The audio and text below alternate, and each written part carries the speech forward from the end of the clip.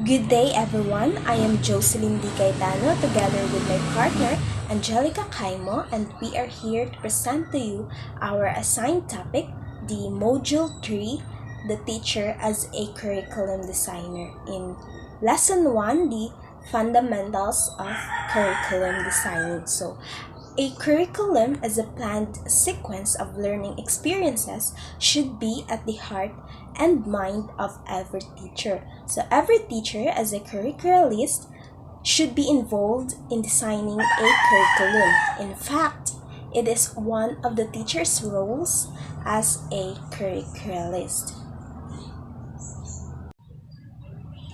So in this lesson, we have two learning outcomes.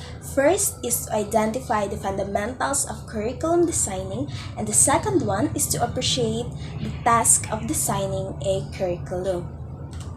So our content focus is the building on Peter Oliva's 10 actions for curriculum designers. So every curriculum designer, implementer, or evaluator should take in mind the following general actions as a guide in curriculum development according to Oliva 2003. So the first guide is the curriculum change inevitable, necessary, and desirable. Earlier, it was stated that one of the characteristics of curriculum is its being dynamic. Because of this, the teachers should respond to the changes that occur in schools and in its context. Societal development and knowledge revolution comes so fast that the need to address the changing condition requires new curriculum designs. So this means that schools or the school system grow and develop in proportion to their ability to respond or to change and adapt to changing conditions. So, meaning curriculum change according to how school respond to that certain problem or to that certain conditions. So the second one is the curriculum is a product of its time. A relevant curriculum should respond to changes brought about by current social forces, philosophical positions, psychological principles, new knowledge, and educational reforms. So this is also called timeless. So this means that curriculum is a product of its time, that the curriculum responds to and is changed by the factors such as the social forces, the philosophical positions, psychological principles, and educational leadership as its moment in history. So the third one is the curriculum changes made earlier can exist concurrently with newer curriculum changes. A revision in a curriculum starts and ends slowly. So more often, curriculum is gradually phased in and phased out. Thus, the changes that occur can coexist and oftentimes for long periods of time. So the curriculum starts and ends slowly. So, the fourth guide is the curriculum change depends on people who will implement the change. So, teachers who will implement the curriculum should be involved in its development. So, hence, should know how to design a curriculum. So, we as a future educator, we should know how to implement the curriculum and we should be involved in its development. So, because the teachers are the implementers of the curriculum, it is best that they should design and own the changes. So this will ensure an effective and long-lasting change. So people who will implement the curriculum should be involved in its development. So when individuals internalized and own the changes in the curriculum, the changes will be more effective and long last as well. So the fifth one is the curriculum development is a cooperative group activity. Group decisions in some aspects of curriculum development are suggested. Consultations with stakeholders, when possible, will add to a sense of ownership. Even the learners should participate in some aspects of curriculum designing and any significant change in the curriculum. So, meaning significant and fundamental changes in curriculum are brought about as a result of group decisions. So, any significant change in the curriculum should involve a broad range of stakeholders to gain their understanding, support, and inputs. So, the next is the curriculum development is a decision-making process made from choices or alternatives. So a curriculum developer or designer must decide what contents to teach, philosophy, or point of view or strategies, and what type of evaluation to use. So when we say a curriculum is a decision-making process made from choices of alternatives, it is important that the decisions are relating to what is to be taught, to which students, if para kay kinsa na to i-teach, if sa young students ba or si older students, and for what period of time. So that's the factors that we should follow in order to decide the change in a curriculum. So the next one is the curriculum development is an ongoing process. So continuous monitoring, examination, evaluation, and improvement of curricula are to be considered in the design of the curriculum as the needs of learner change, as society changes, and as new knowledge and technology appear, the curriculum must change. So, ang curriculum daw is a or the curriculum development is um, ongoing process siya dili siya basta-basta nga kana o mao na siya nga curriculum, but we should follow some process to make it better.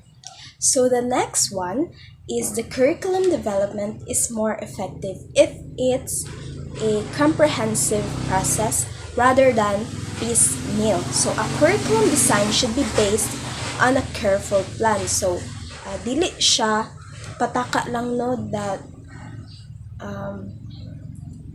dinalian ana. So it should be well planned and it should be clearly established intended outcomes, support resources, and needed time available and should equip teaching staff pedagogically.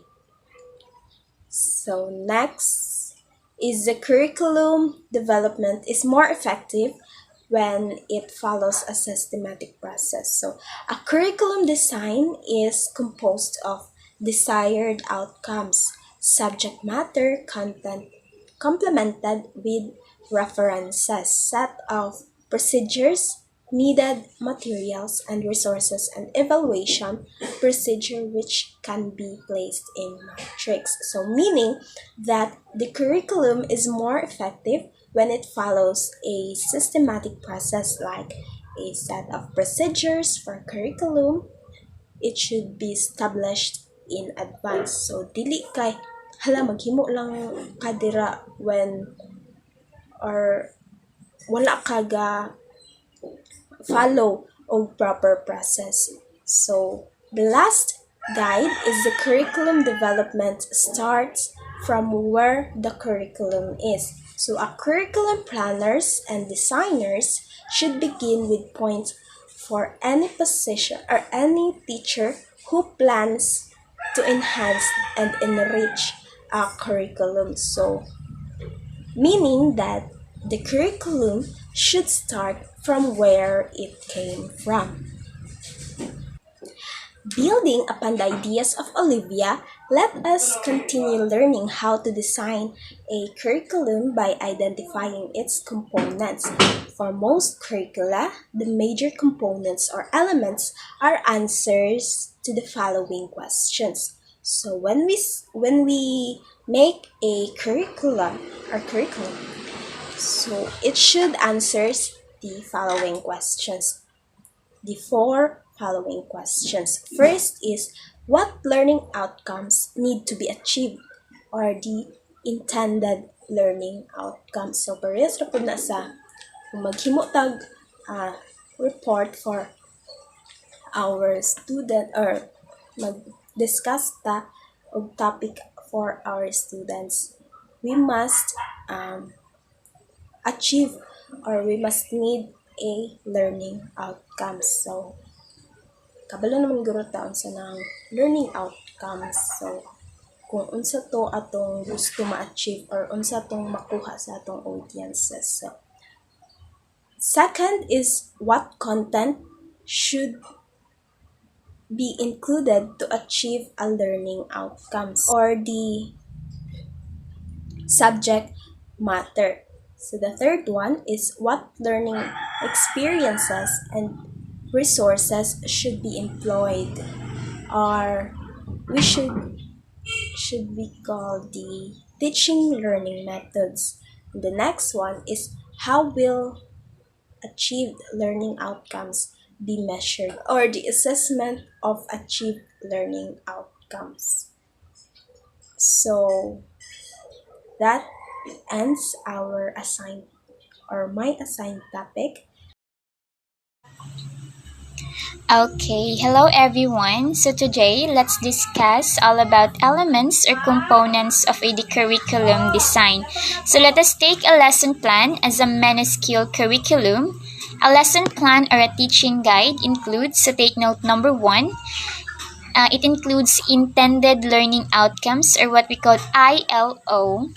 The second one is desired learning outcomes or what we call DLO or formally labeled as behavioral objectives.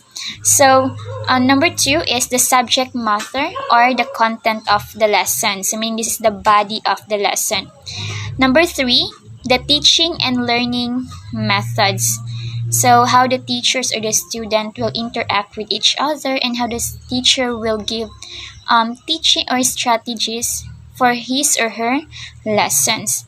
Number 4 is assessment evaluation. So the teacher will going to evaluate what the student will learn and how the student will interact about the lesson. Okay, the next slide, let's talk about what is behavioral objectives or intended learning outcomes, ILO. So as a curriculum designer, the beginning of the learning journey is the learning outcomes to be achieved. In this way, both the learner and the teacher are guided by what to accomplish. So number 1, they're going to express in action or words found and revised. This is according to Bloom's taxonomy of objectives. The development of cognitive skills. Number 2, the behavioral objectives, intended learning outcomes, or desired learning outcomes are expressed in action words found in the revised Bloom's taxonomy of objectives. This is according to Anderson and Krathwohl 2003 for the development of cognitive skills. So meaning, if the teacher will going to teach, so they have their behavioral objectives or what we call intended learning outcomes. So what is their intended to give learnings to their student, their main goal to their students. Okay, the next slide here is in farming learning outcomes. So it is good practice to first express each outcome in terms of what successful student will be able to do. So meaning you're going to express each outcome.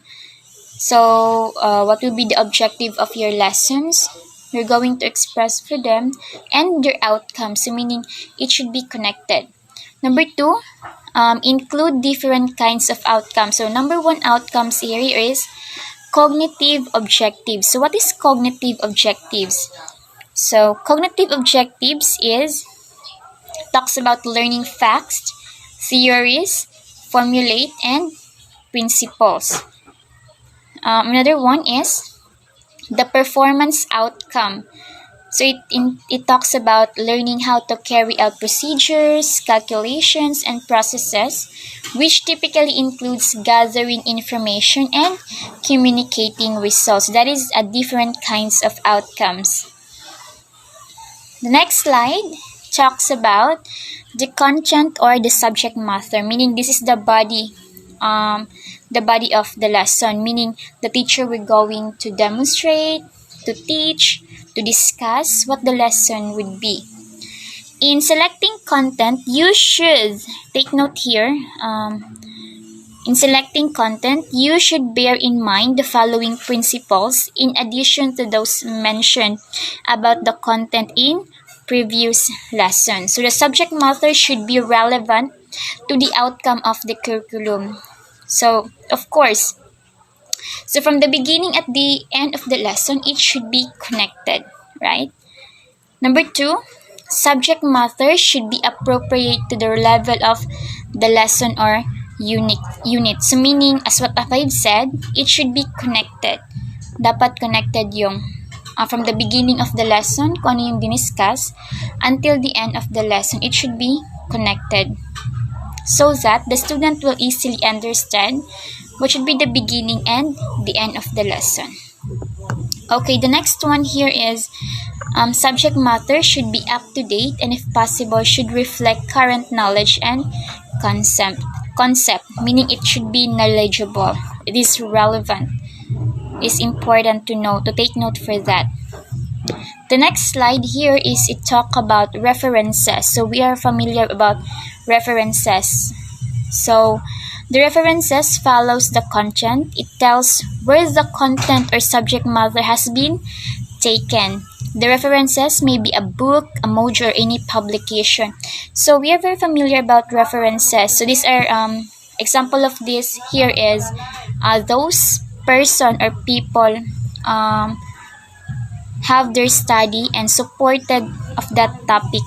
So like for example here is number 1, Project Wild 1992 K-12 Activity Guide and Interdisciplinary Supplementary Conversation and Environmental Education Program, Council of Environment Education, Bethesda, MD. So this is one of the example of references. So this kind of number 1 is example of a publication.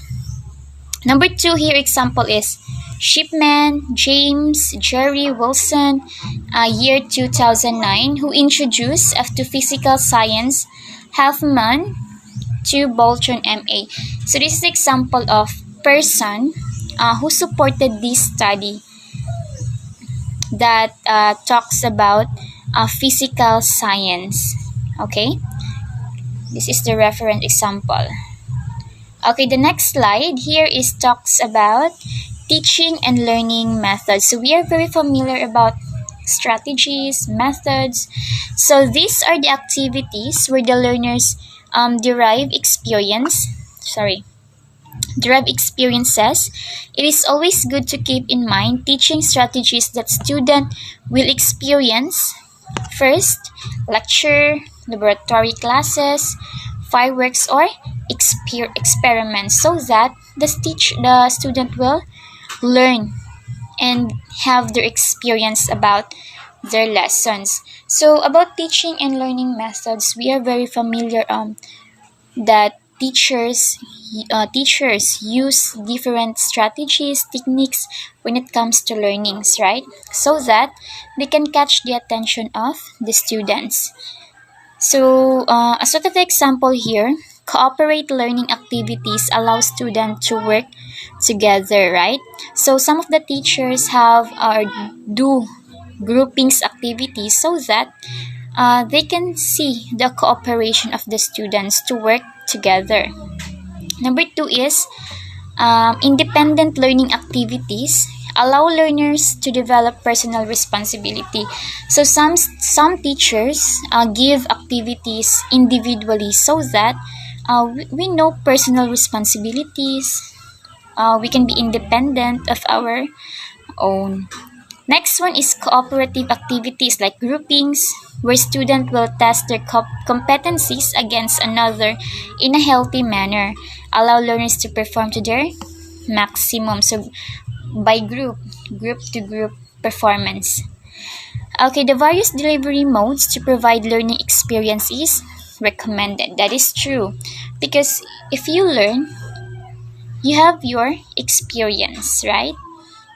So that is the example of teaching and learning methods.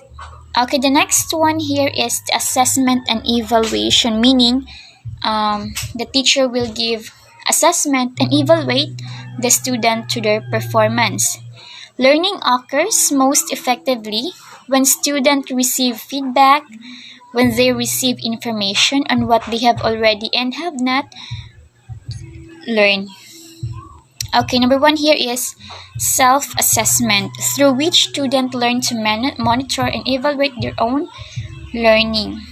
So the teacher will give self-assessment so that they will know the student learnings and they will monitor, evaluate of what the student learned about the topic. Number two is peer assessment, in which students provide feedback on each and other's learnings. And lastly, here is the teacher's assessment, meaning in which the teacher prepares and administers tests and gives feedback to the student performance. So as we have observed, teachers at the end of the lesson, the teacher were going to give assessment and evaluation to the student. If it is good, okay, or need to improve. That is evaluation. Okay. And the last slide here talks about application of the fundamental components of other curriculum. This is based on the curriculum modules we have learned. The fundamental components includes, says a summary. So our topic is the major components, of course, the signs or the syllables here. Number one, we already discussed about intended outcomes. So what is intended outcomes? So this is the objectives of the topic. Number two here is the content or the subject matter. So as what I have said, the content or the subject matter is the body of the lesson, which they have references, supported topic, and the third one is method strategies, which needed resources. So which talks about teachers and students, about what the teacher is going to do or what strategies student will do, so that the student will have their experience about the lesson. And the last one here is the evaluation, means of assessment. So meaning the teacher will will assess the student on how the student learn about the topic. So that is the evaluation. So I think that's all. So I hope you have learned about the topic, and thank you so much for listening. Have a great day, guys.